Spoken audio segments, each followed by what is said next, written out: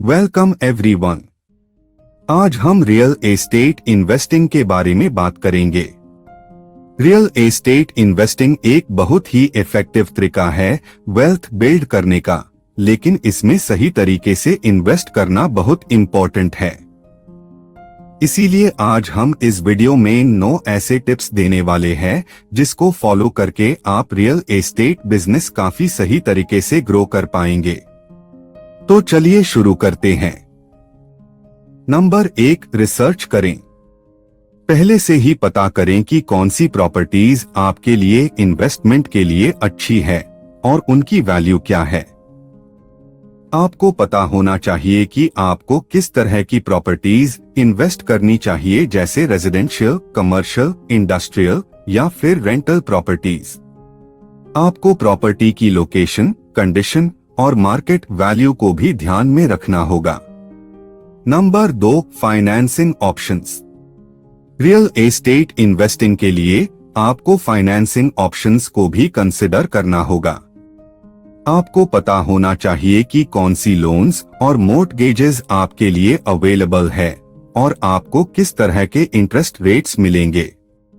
आपको पता होना चाहिए कि आपको कितना डाउन पेमेंट करना होगा और आपको मंथली पेमेंट्स कितने होंगे।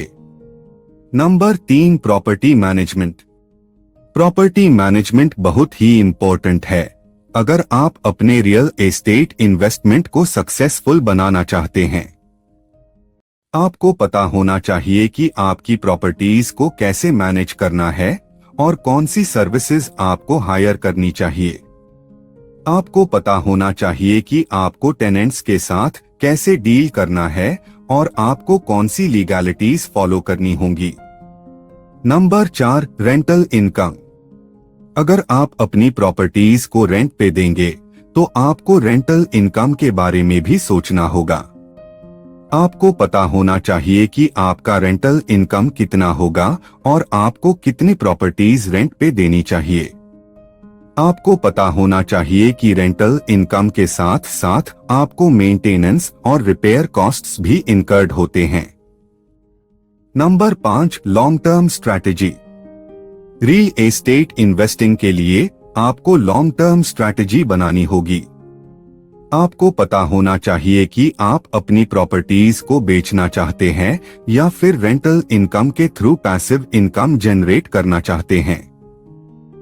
आपको पता होना चाहिए कि आप अपनी प्रॉपर्टीज को कब बेचेंगे और उसके बाद आपको क्या प्लान है। Number 6, risks and rewards.